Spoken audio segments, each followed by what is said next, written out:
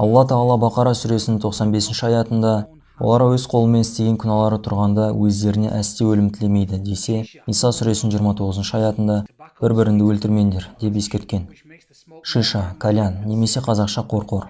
Жеміс немесе меласса қантын табакпен араластыру қорқорды тәтті етеді. Осы себепті қорқор түтіні темекіге қарағанда жұпар иісті тәтті келеді.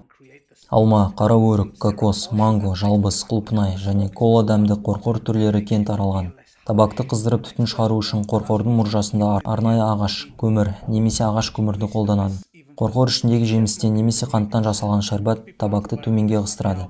Қорқордың түбіндегі су шығатын түтінді салқындататындықтан түтіннің дәмі жұмсарады. Мамандардың пайымдауынша түтіннің жұмсақтығы себепті оны тереңіне шегу қауіпті өкпе ауруларына шалдығу ықтималдығын арттырады. Көп адамдар темекінің зиян екенін білгені сияқты қорқордың зияны туралы біле бермейді. 2012 жылы ауруды бақылау және алдын алу CDC орталығы жариялаған зерттеулер нәтижесі қорқордың тудыратын ауруларының көптігін көрсеткен. Қорқорды шегетіндер қорқор темекі сияқты зиянды емес, себебі оның мұржасында арнайы сүзгі бар деп ойлайды. Темекі мен сигараға қарағанда қорқордың зияны жоқ деп есептеу көпшіліктің арасында кеңінен таралған қате түсінік. Қорқордың құрамында шайыр үлесі 0 мг деген жазу және оны шегу барысында табак су арқылы сүзіліп зиянды заттар өтпей қалады деген қате пікір тағы бар. Қорқорды шегетіндер темекі шегетіндер сияқты шегіп жатқан заттың денсаулығына зиянды әсері туралы көп біле бермейді. Қорқордың адамға әсері, қорқорға тәуелділіктің алдын алу және одан бас тартуға қатысты зерттеулер енді ғана жүргізіліп бастады. 5 жасөспірімнің біреуі қорқор шегеді, қалғанының жартысы оны қауіпсіз деп ойлайды.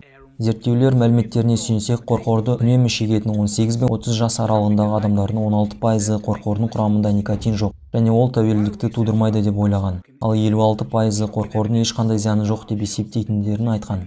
Сауалнамаға қатысқандардың жартысына жуығы бірнеше футқа созылған құбыршек арқылы өтетін түтіннің улы заттары ауа мен су арқылы сүзіліп мұржадан өтпейді деп ойласа, ал басқалары қорқордың түтінін тәтті ететін жеміс шәрбаттары оны усыз етеді деп есептеген. Қорқорды шегуге қатысты зерттеулер әлі толық аяқталмағанымен, оның тудыратын көптеген қатерлері анықтала бастаған. Әлемдік денсаулық сақтау ұйымы 1 сағат қорқор шегу 100 темекіні шеккендей өте зиянды екенін баяндаған. Әдетте бір темекіні бітіру үшін адам 8 бен 12 тартыс жасап 0,5-0,6 литр түтінді жұтады. Ал 1 сағат қорқор шеккенде адам 200-ге жуық тартыс жасап, әр шеккенде 0,115 пен 1 литр түтінді жұтады. Адам 1 сағат ішінде қорқорды 200 рет тартады, ал орта есеппен алғанда темекіні 20 рет тартады. 1 сағат қорқор шеккенде орташа алғанда 90 мың миллилитр түтін жұтылса, темекі шеккенде 500-600 миллилитр түтін жұтылады. Қорқорды шеккен және қасында болған адам қорқордың улы түтінімен демалады. Түтіннің құрамындағы көміртегі тотығы мен ауыр металдар адамның денесіндегі оттегіні қан бойымен тасымалдау қабілетін төмендетеді. Темекі табагы қорқордың құрамында болғандықтан, темекінің құрамында болған никотин, шайыр, көміртегі тотығы және күшән мен қорғасын сияқты ауыр металдар да қорқордың түтінінің құрамында болады. Нәтижесінде қорқор шегетіндерде темекі шеккеннен туындайтын жүрек аурулары, қатерлі ісік, тыныс алу мүшелерінің қабынуы және жүктілік кезіндегі қатерлер сияқты көптеген ауру түрлеріне шалдығу ықтималдығы артады. Табактың түтіні қатерлі ісіктің пайда болуына әсер ететін канцерогендерді бөледі және ДНК жасушаларын зақымдайды. Зақымданған тек бір жасушаның өзі бөлшектеніп тәуелсіз түрде көбейіп тез арада үлкен ісікті тудыра алады. Өкпе қатерлі ісігін тудыратын да осы.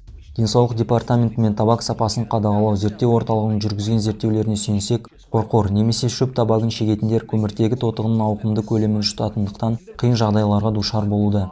Дәл темекінің тудыратын зардаптары сияқты. Көміртегі тотығының үлкен көлемі, шайыр және ауыр металдар организмде канцерогенді немесе қатерлі ісіктерді тудырады. Бұл тек темекі шегетіндерге ғана қатысты емес, сондай-ақ бұл қатерлі ісік аурулары қорқорды шегетіндерге де аса қауіпті. Адамдар көбіне ерін, ауыз, тіл, тамақ және өкпе қатерлі ісіктері және жүрек қан тамырларының ауруларына шалдығып жатады. Қатерлі ісік эпидемиологиясы биомаркерлері мен алдын алу шаралары журналында жақында жарияланған зерттеу жұмыстарының нәтижесі қорқорды тек бір кешкі уақыт бойы шегудің себебінен зәрдің құрамындағы никотин деңгейі 70 есеге дейін көтеріледі және қатерлі ісікке себеп болатын қоздырғыштардың артуына себеп болады, деген. Сан-Францискодағы Калифорния университетінің зерттеушілері бұрын қорқор шеккен 55 сау адамның кіші дәреттерін зерттеген.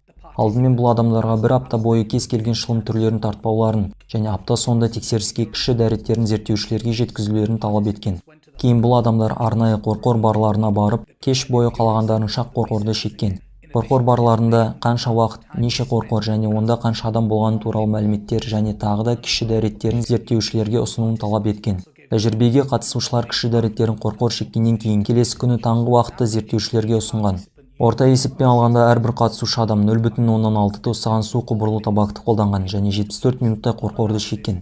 Сараптама жүргізгеннен кейін қорқорды шекпеген кездегі және оны шеккеннен кейінгі кіші дәрет үлгілеріне сараптама жасаған. Нәтижесінде қорқорды шеккеннен кейінгі дәрет үлгісіндегі никотин мөлшері оны шекпеген уақыттағы мөлшерінен 73 есе артық болған. Никотиннің метаболиті болып табылатын кантининнің де 4 есе артқаны анықталған. Сонымен қатар дәреттің құрамында қатерлі іске әкеліп соғатын химиялық қоспалардың мөлшері 14%-дан 91%-ға дейін артқаны белгілі болған. Бұдан басқа зерттеулерде қорқор шегу адам денсаулығын зақымдайтын токсиндер мөлшерінің артатындығын анықтаған. Бір түн қорқор шегіп, кейін сараптама жүргізген зерттеулер жұмыстары басқа зерттеулерден өзгеше болды. Себебі басқа зерттеулердің көбі емханада жүргізілген. Сан-Франциско жалпы аурухана мен жарақат орталығының химиктері өз зерттеулері бойынша мынандай хабарлама жасады. Кім қорқорды шегетін болса, соның организмдегі бензол және көміртек тотығының мөлшері қарқынды түрде артады. Бензол көп жағдайда өлімге себеп болатын аққан ауруына шалдығу қаупін арттырады, ал көміртек тотығы жүрек пен тыныс жолдары ауруларымен ауыратын адамдарға аса қауіпті. Ағаш көмірі мен табактың улы заттарды тасымалдауын түсіндіретін болсақ, көмір жанғанда бөлінетін жылу қоспамен, яғни хош иіс шығарушы дәмдеуіштермен химиялық реакцияға түседі. Нәтижесінде одан улы газдар және хош иісті көп орамды көмірсутектер бөлініп шығады. Кейбір хош иісті көп орамды көмірсутектер канцерогенді болғандықтан өкпенің қатерлі ісігіне шалдықтыруы әбден мүмкін. Сондай-ақ қорқорды 24 сағаттан артық шеккен адамның өкпесінен көміртегі тотығының темекі шегетін адамдыкінен 2,5 есе артық екені анықталған. Қорқор шегу темекі шегу сияқты адамға өте қауіпті. Қорқордың құрамындағы көміртегі тотығының мөлшері СО темекідегі көміртегі тотығының мөлшерімен бірдей, немесе кей жағдайда көбірек болады. СО қан жасушаларындағы оттегіні алмастырады. Соның әсерінен адамның дене мүшелерінде оттегінің тасымалдануы нашарлап, адам ағзасына кері әсерін тигізеді. Қорқордың құрамында никотин, шайыр, өткір зиянды қосындылар, кобальт, қорғасын сияқты қатерлі ісікке әкелетін ауыр заттар мөлшері өте көп. Қорқор шеккен адамның қанының құрамында никотин мөлшері және жүрек соғысы артады. Жұтылған түтін жүйке жүйелерінде химиялық реакциялардың орын алуына себеп болады. Кейін допамин бөлініп, санада ләззат сезімі туады. Никотин адамның темекіге немесе қорқорға тәуелді болуына зор ықпал етеді. Бірнеше рет қорқорды шеккен адамның оған тәуелді болуының басты себебі де осы. Аяғы ауыр әйелдің қорқорды көп тартуы, туылған баласының салмағының аз болуына және басқа да туу кезінде қиындықтарға әкеледі. Қорқор туберкулез, қатерлі ісік, ұшық және гепатитке әкеп соғуы мүмкін. Вирустарды адамдардың бір-біріне жұқтыруы бір мүштікті қолдану себебіне арта түседі. Қорқорды шегетіндердің қасында болу басқаға да зиян. Егер сіз қорқорды өзге адамдармен немесе қоғамдық орындарда шегетін болсаңыз, сөзсіз сіздің қасыңызда отырған адамдар да қатты зиянға ұшырайды. Көптеген қорқорды шегетіндер өздеріне төніп тұрған қауіптен бейхабар.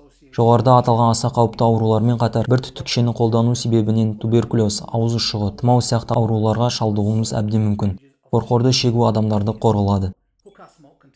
Қорқордың құрамында аса зиянды көміртек тотығы, шайыр, ауыр металдар және қатерлі ісікке әкелетін канцерогендер өте көп.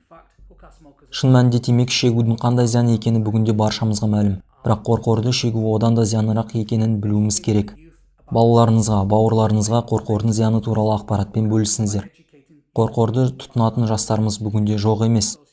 Оларды қорқордан алыстату үшін оның зиян екенін түсіндіруіміз қажет.